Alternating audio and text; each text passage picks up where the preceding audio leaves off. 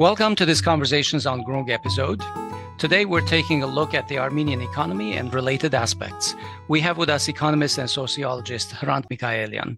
Hrant, thanks for joining us on short notice. We appreciate it. Thank you. Ողջույն Hrant, welcome back. Ողջույն. Glad to be here. Folks, before we get going, I want to remind you to support us and help us expand our reach. Go to our donate page, which is podcasts.groong.org/donate, and become a sustaining member of Groong with a monthly contribution. We'll all be stronger with your support. Thank you, and on with the show. Thanks for that, Hovik. Oh, and one more thing we'd like to ask our listeners. If you listen to our shows on YouTube, then please give us feedback on the video pages. More people have started holding discussions about our shows on YouTube, and we would like to see you share your thoughts and viewpoints there as well. Our YouTube page is youtube.com/Groong. See you there. Okay, so Hrant, a week ago, the Luce Foundation put out its analysis of the Armenian economy for H1 2024. That's the first half of this year. So our discussion is about stats that are relevant to January through June of 2024. They note that the Armenian economy is slowing down from the first quarter of the year to the second. And similarly, they point out that the import and export sectors have also slowed down. And if we ignore the import and re-export of gold, an item which is turned into jewelry in Armenia and then re-exported, then there is an actual drop in the export and import sectors. What are your observations on the condition of the economy, and how do you explain the current trends? Well, actually, technically, yes, we see the slowing down process, because if in the first quarter we had something like 14% growth, while last 3 months we have like 7% growth. So it's obviously slower growth.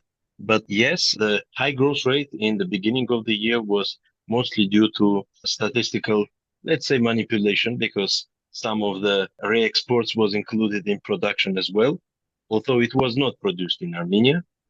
And initially it was included in the gold production.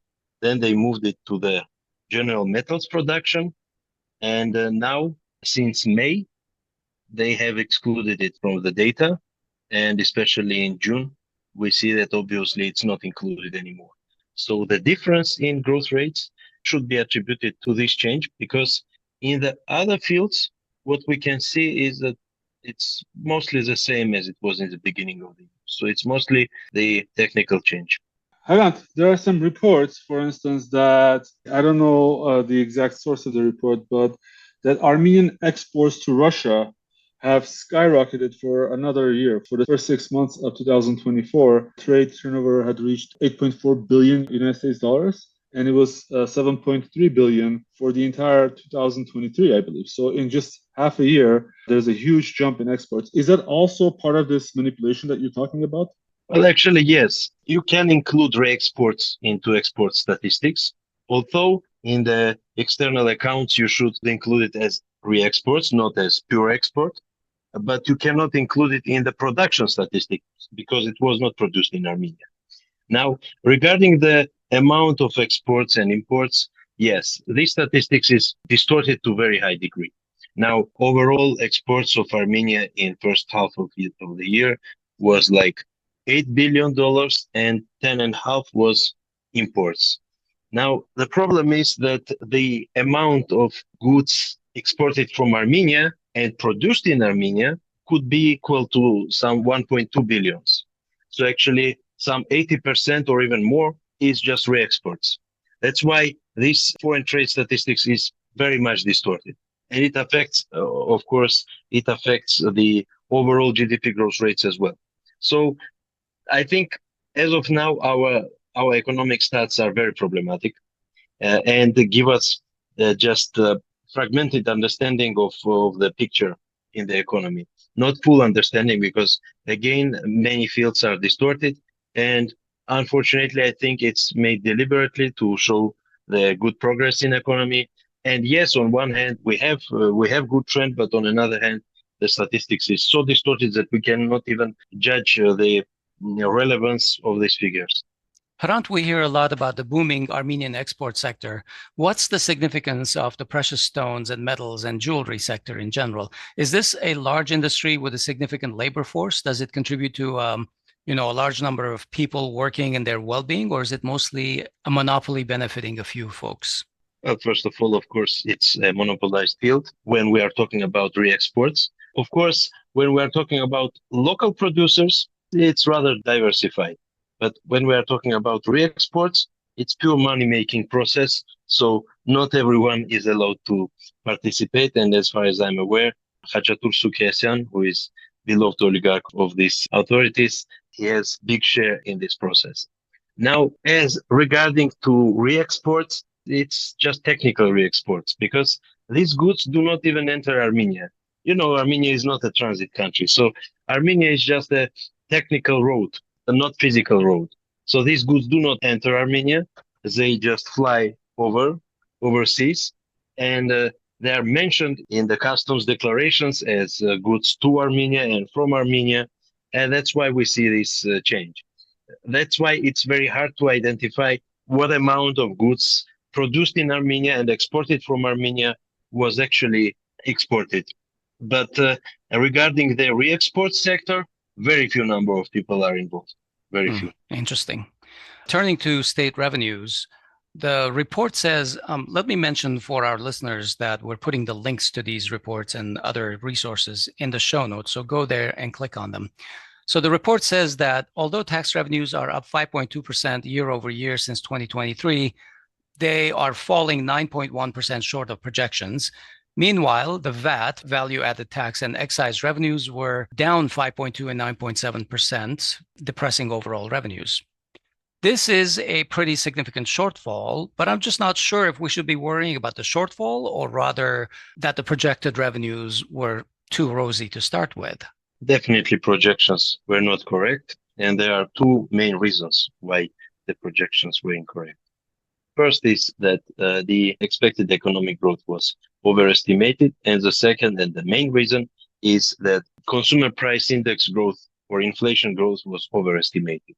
As of now, we have minus 0.8% of inflation if we are comparing January-June prices in 2024 to the respective period of 2023. So in reality, there is even a deflation process. Most probably by the end of the year, we will have some inflation, maybe 1 or 2%, but not high, if nothing changes globally. That's why these projections of increase, they included the high consumer price index growth.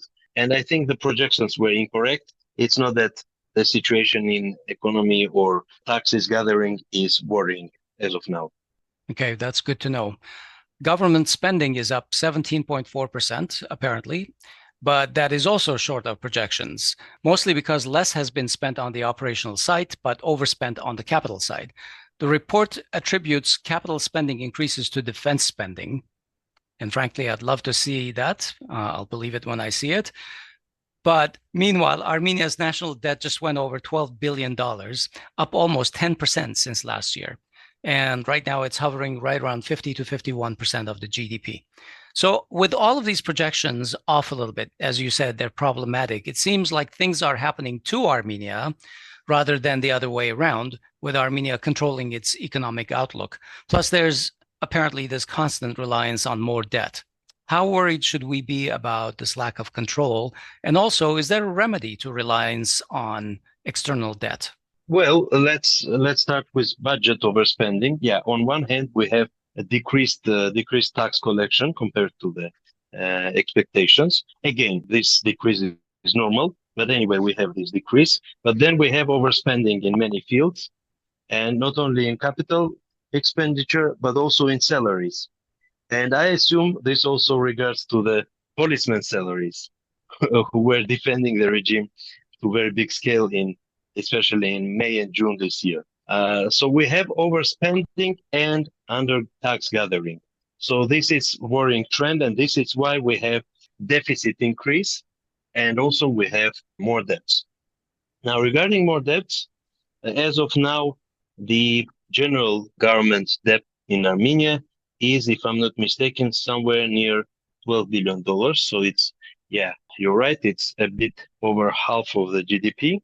The figure, like 51% of the GDP as general government debt, it's not very high. it's a normal figure. But another thing is that we have a very high increase in debt amount since 2018, because that time it was like $6.8 billion. Now it's $12.1 billion. And this increase is also not only just increase in debt, but also increase in nominated debt, because we have increased share of internal debt versus external debt. Last 10 years, Armenian Ministry of Finance started switching from external borrowings towards internal borrowings, which are more stable, because you never know what happens with Armenian dram. Now it's appreciated, and its price has increased towards dollar by 25%, and this has increased price or dollar nominal of Armenian internal debt. That's why part of the increase of debt is just technical. If Armenian dram would not appreciate towards dollar by 25%, our general government debt would be like somewhere between 10.5 and $11 billion, which is also high, but not as high as you can assume when you are looking at 12.1 or something.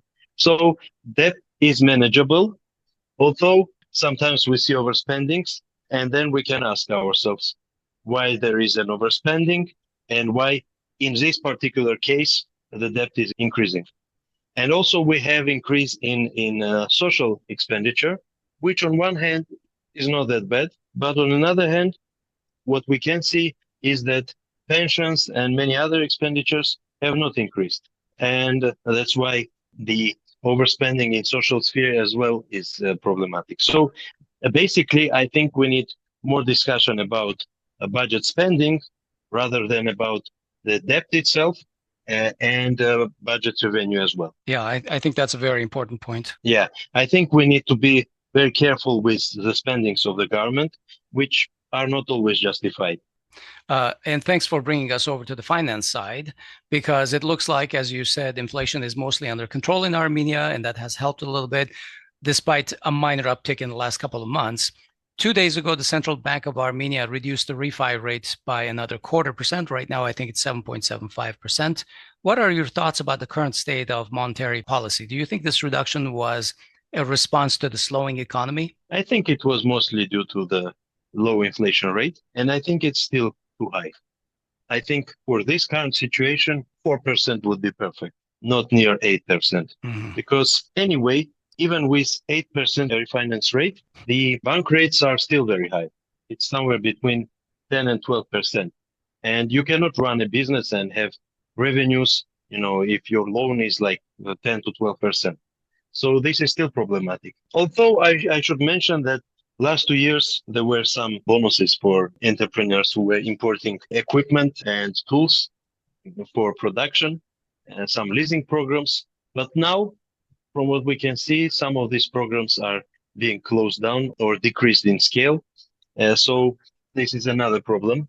On one hand, it's visible that economy is growing, but on another hand, if we exclude these re-exports, then we see that the industry is not growing at all. And the agriculture is in problematic situation. So we have construction growth. Also, we have services and trade growth. But all of this is on the consumption side. And this is being paid by the re-exports. Now, we need to produce more. But given that dram is appreciated towards dollar, the production is problematic. Even IT sector is now decreasing its exports. So I think with this current monetary policy, we have some troubles because dram is very expensive and the refinance rate is also very high.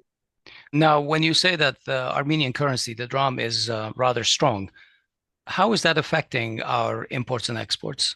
How is that affecting the overall Armenian economy? Well, it definitely favors imports, and it's very problematic for exporters and even for local producers. Because let's imagine one thing. Let's imagine you are producing something which costs $100. Now, with the same, it costed $100, let's say in 2021. With the same expenditures, now you have it like for $130 or $140, and now it's not competitive on the external market anymore. So either you are decreasing your income, but the size of play you can have there is limited, or you are losing external markets. That's one thing. The same goes for the local market because the competition increases while import is getting more and more, let's say, cheaper. And that's why not only goods are imported for cheaper price, but also services. So we have, downfall in tourism as well.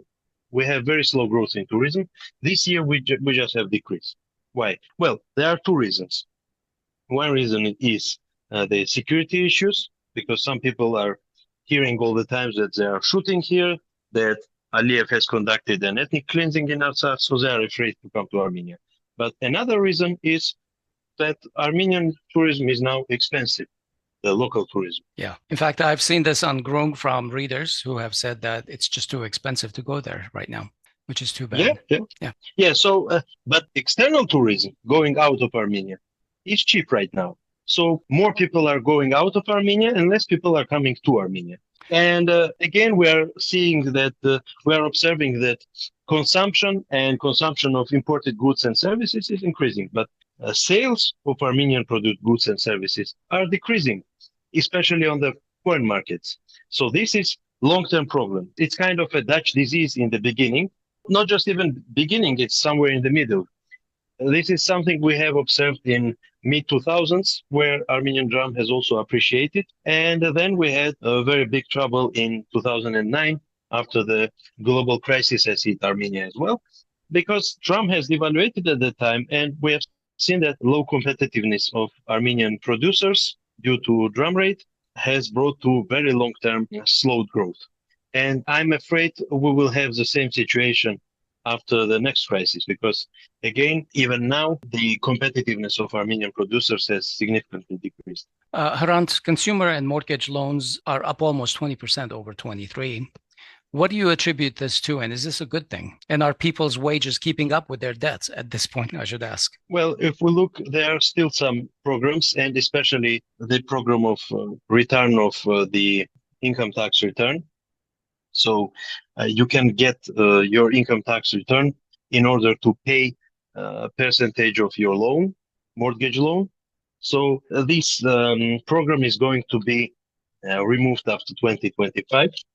So people are in hurry, and especially in Yerevan, I think it will stop working after 2024. So people are in hurry. That's why it's already kind of bubble in the construction market. So this growth is primarily attributed to this factor. And then again, the incomes are growing, consumption is growing, and that's why people are trying to take a time and use it for increase their consumption or investment in construction. But again, this is also something which is directly connected to the current situation. Okay, so looking ahead, if people want to follow how the Armenian economy is doing and where it's going, what resources are available to them? What key economic and leading indicators are available for Armenia? Kind of like in the West, we have a whole bunch of statistics that people look to. Are these things available for the Armenian economy as well? What do you look at to understand, for example, where the Armenian economy is going to be by the end of the year? I usually look at some indicators regarding the property market and regarding the labor market. These indicators usually show how the situation will develop in the next several months. So by this we can judge. And here we have diverging signals. On property market, we already see some slowing down, especially if we're talking about secondary property. But if we're looking at the labor market, it's still growing at rather high rate of some 5% growth year over year, number of employed. So I think as of now, we are not on the edge of crisis. We are rather safe, but this is rather short term. So at least 6 months, Armenian economy will continue growing. Then we should continue looking at it and at the dynamics, at indicators to reassess situation for 2025. But as of now, I don't see any direct trend towards crisis or something like that. Tangential maybe question, but in general, how much predictive power do Armenian economic stats have compared to more developed, more market-driven economies like in the US. I sometimes wonder whether the numbers are reliable at all. How much can we spend time on analyzing these numbers, and having the assurance that they provide some real meaning rather than being able to be manipulated by a few oligarchs? Well, of course, first of all, Armenian economy being smaller is more vulnerable to the fewer insiders, actions. Second, the number of data available is by big amount lower than the American economy indicators. So, of course, it's not as transparent as American economy, but yet I find these indicators reliable. Of course, we have discussed foreign trade, some industry production, and some other indicators that were misleading. And yes, this is already a problem, but still, I think most of other indicators are reliable, and I don't see a major problem there. Okay. Okay, well, if we are going to slow down to a 5 to 7% economy growth, I think that's not going to be so bad for Armenia for 2024. 5 to 7%, at least it's just realistic. It's not overheated like 10 to 15% growth, which was shown in the beginning of the year. At least it's realistic, and let's hope we will keep the 5 to 7% growth till the end of the year. That would be already good. All right, good discussion. Let's leave it there for today. Thank you, Hrant, for joining us. Thank you, Hrant. Thank you. See you. That's our show today. This episode was recorded on August 1st, 2024. We've been talking with Hrant Mikaelian, who is a political scientist and multidisciplinary researcher in social sciences based in Yerevan. He is also a senior researcher at the Caucasus Institute. I'm Asbed Bedrossian. And this is Hovik Manucharyan. Please follow us on social media and follow us everywhere you get your Armenian news. The links are in the show notes. Thanks for listening. We'll talk to you soon.